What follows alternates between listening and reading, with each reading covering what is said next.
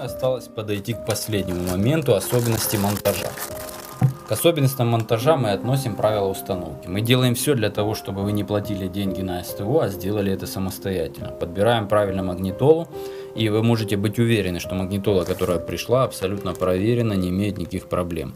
Поэтому 100% работает камера, 4G, все подключается и все функционирует. То есть мы проверяем это уже непосредственно в стране, когда приходит. На некоторые магнитолы нужно даже еще менять 4G модуль. Это делается технически для определенных стран. Итак, что нужно знать? Главное, всегда при подключении этих устройств и любых устройств нужно начать с чего? Подсоединить сюда все необходимые кабеля, которые идут в комплекте. Подсоединив здесь кабеля, можно переходить к установке и подключению к автомобилю. К автомобилю подключать без выключенного аккумулятора ни в коем случае. Снимите клемму минуса, после чего подключите.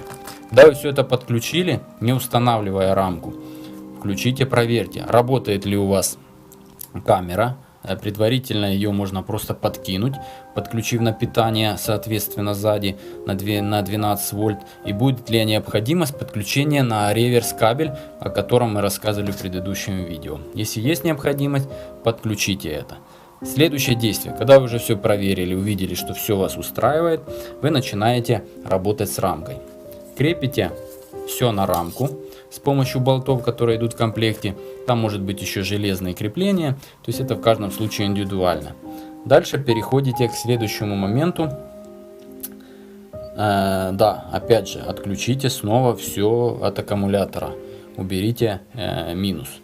Потом, когда вы все это закрепили, можно опять подключить аккумулятор и проверить установку. Но пока, допустим, не закручивая все это дело, а только подкинув рамку.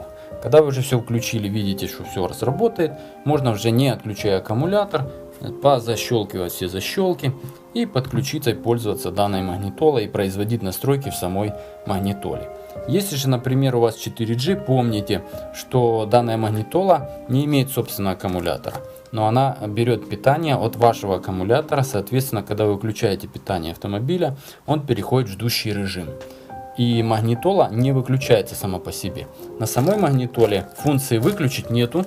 Это сделано тоже умышленно производителем. И эта кнопка не является кнопкой выключения. Соответственно, если вы вставили сим-карту и при этом магнитола была подключена к автомобильному аккумулятору, то не увидит он вашу симочку. Нужно его перезагрузить. Для этого с помощью скрепки делайте RST. Автоматически он перезагрузится и увидит вашу сим-карту. Нужно будет ввести пароль, если там пароль на симке. После этого все открывается, работает. Это касается в том числе и камеры. Если камеру на горячую подсоединить, может не увидеть ее работу. То есть вот такие вот особенности. Главное помнить о том, что вы работаете с электрикой вашего автомобиля. Поэтому если вдруг вы что-то ставите на горячую, то есть включенным аккумулятором, вы можете спалить не только это устройство, но и спалить сам автомобиль. Всегда отключайте питание автомобиля. Это несложное действие, сделать 2 шага, откинуть клемму, но при этом вы сможете быть уверены, что все сделали правильно. Желаем успешно использовать данную технику и превратить свой автомобиль в современный смарт-автомобиль. Напоминаю, что не за большие деньги, на самом деле, устанавливая эту магнитолу на андроиде, вы его превращаете в современный автомобиль, который в принципе уже будет иметь комплектацию высокого уровня.